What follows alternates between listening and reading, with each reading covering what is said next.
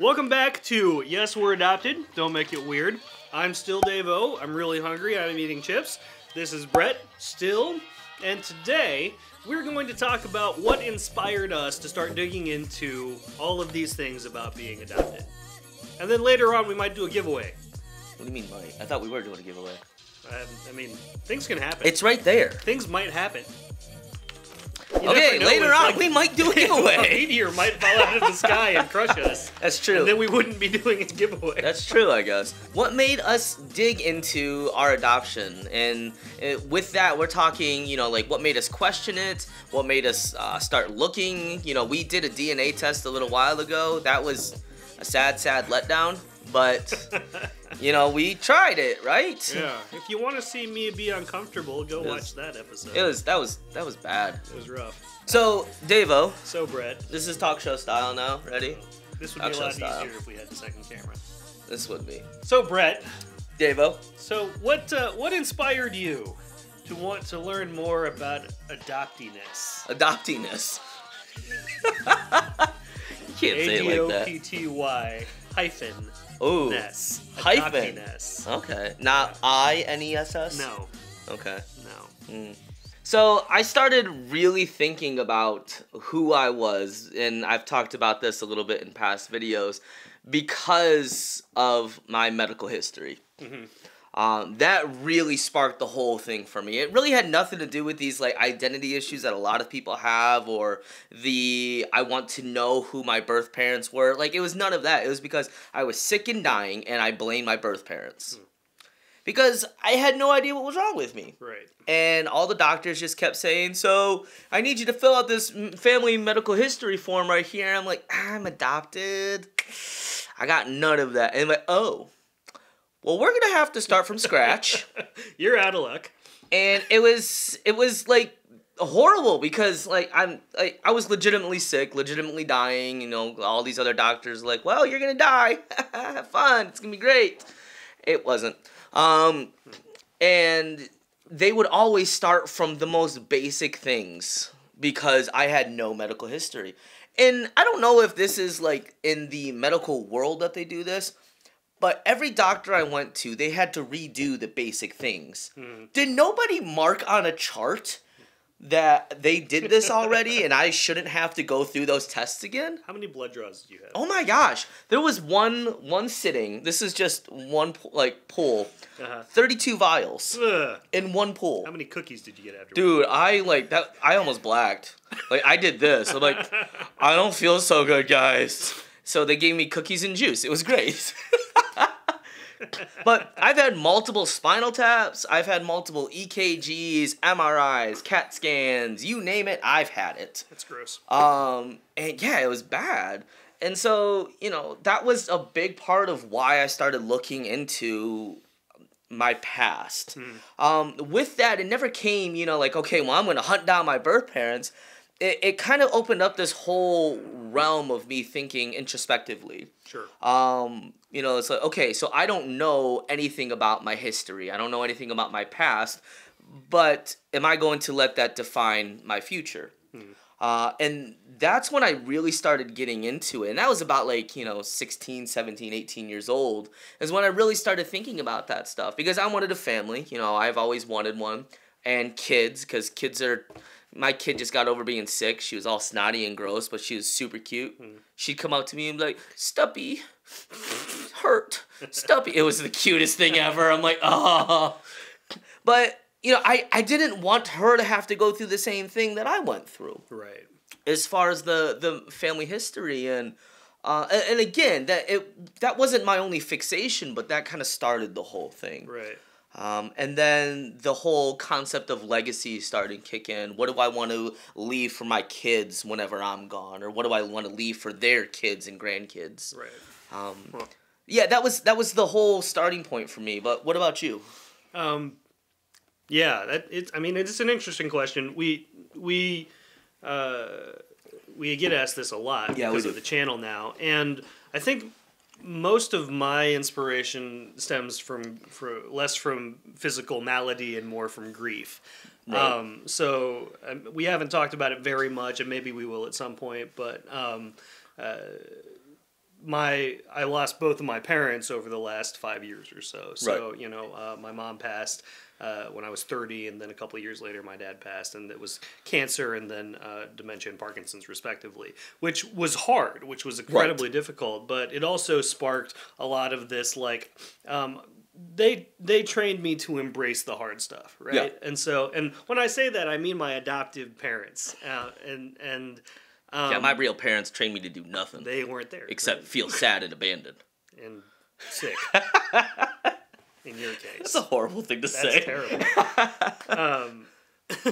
So I mean, I lost my folks, but I've always been somebody to embrace the emotional stuff that's hard and Right. really just kind of process through it and think through it. So Yeah. there was a season of a couple of years there where I was just reading everything I could about processing through loss and processing through grief and Right. how it makes you stronger and those sorts of things. And that led back into a study of infant trauma grief, right? So like adoptees experience both trauma, which is what I consider to be the actual like brain differences that occur Right. when we're separated at birth or at infancy, and then we also experience grief, for which we're pre-verbal.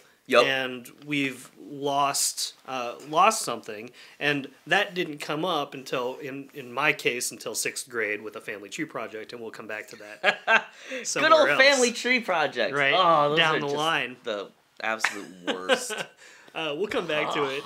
But, but more recently, it was something that we've talked about, my parents and I talked about when they were around, but I didn't really want to get into until I had lost them. And Right. so now we're really digging into what does it mean to be experiencing these things. And it, honestly, is the grief that I experience because I feel orphany, right, as a 35-year-old. Right. Like, I feel kind of orphany at this point.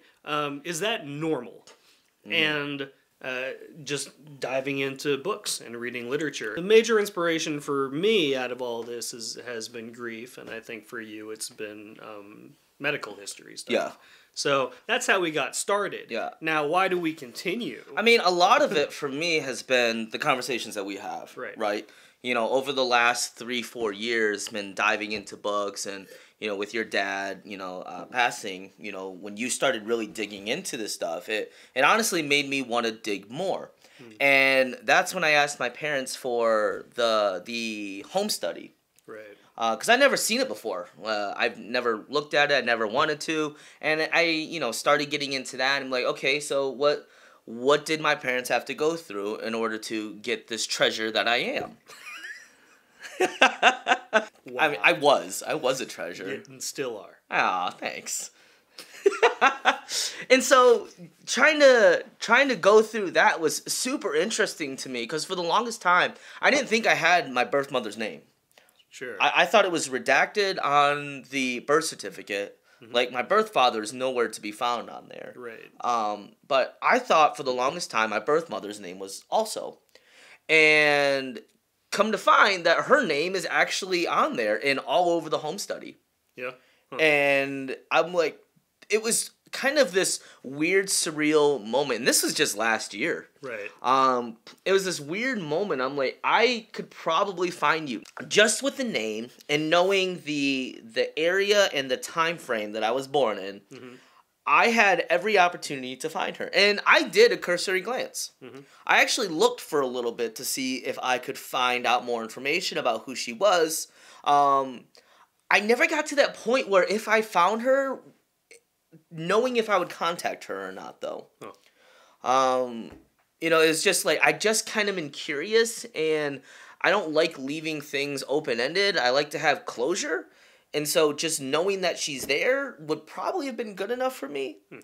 But as I'm continuing along and, especially with the kid now, the whole concept of legacy, is there a legacy that she could have left behind for me still as being my birth mother who is not a part of my life? Is there something that she has to impart on me before I never get to meet her? Right. That's interesting. It's an interesting thought to think through. This is what inspired a lot of this. And it's weird that it didn't really necessarily take shape or take form until we were well into adulthood. Right. Right. I think it's important to note that because we're so far into adulthood, I think we have the maturity to be able to look at these things objectively and evaluate and take in what's necessary and kind of leave to the wayside the things that are necessary to leave. Yeah. Because there's a level of this digging into that I know people will get into that if they're not prepared for what they may find can be and we've seen it. Devastatingly difficult. We've seen it. I didn't know that. Oh, right. This changes my whole worldview. I don't know who I am anymore. Stop. The inspiration, the initial inspiration for whatever it is that gets you started is one thing, but it's what you find and what you're willing to dig into, and having the maturity and the ability to process through those things properly, I think is important. And then to take what you find and decide what to do with it. Yeah. So that's what we've done. And the reason that we continue is because you're still here. And you're still watching. Thanks, guys. If you weren't here, we would have just stopped thinking that we were adopted. Yeah, we probably would have made the one funny video and then never done anything else. It's like, well, I guess that's it. So, Davo, earlier in the video, you talked about possibly doing a giveaway. I did talk about it. So, what's the giveaway about, Davo? So, inspired by this content and this video, we're going to give away a copy of Nancy Verrier's book, Coming Home to Self. We're going to give away a copy of this book, which is one that I've read pretty extensively, and as an adult I actually found very helpful. This book was really good in helping me to normalize what it means to be adopted. And so we're going to give away a copy of this, and here's how we're going to do it. You ready? We want you to send money. It's a bookstore! The MSRP on this book is... You send us money, we send you a free book. Maybe! We want you to just comment down below, use the little hand emoji, tell us why you guys are here at the channel. Just basically show that you guys are alive and watching, and we want to be able to send you this book. If you have a copy of it already and you still want to comment, just let us know. Be like, hey, I don't need it, just love you guys, and how wonderful Brett is, and how much of a treasure he is as a child. Just let us know that you guys are watching and enjoying the channel by doing little thumbs up, hand raise emoji, the little double hand praise thing. Like, yeah, this is awesome. Like, then we'll contact you. We'll draw a name out of a hat, maybe for a weekend update that we might actually do. It depends on the weather. If we actually get to a weekend update. The weather's been bad. It's pretty gross. So thank you guys so much for joining us today on Yes, I'm Adopted. Don't make it weird. We have a lot of fun being able to just talk about these things, but we're going to end this channel, show, whatever it's called, episode, with just a couple questions. And I'm going to rapid fire them to Davo. Would you leave a note if you bumped another car in a parking lot? Yes. Why punish attempted murder for less than murder? Why not? Good point. What would you lie about on a job application? Being Asian. I'm not. You're Asian. I'm not Asian. Your eyes squint more than mine.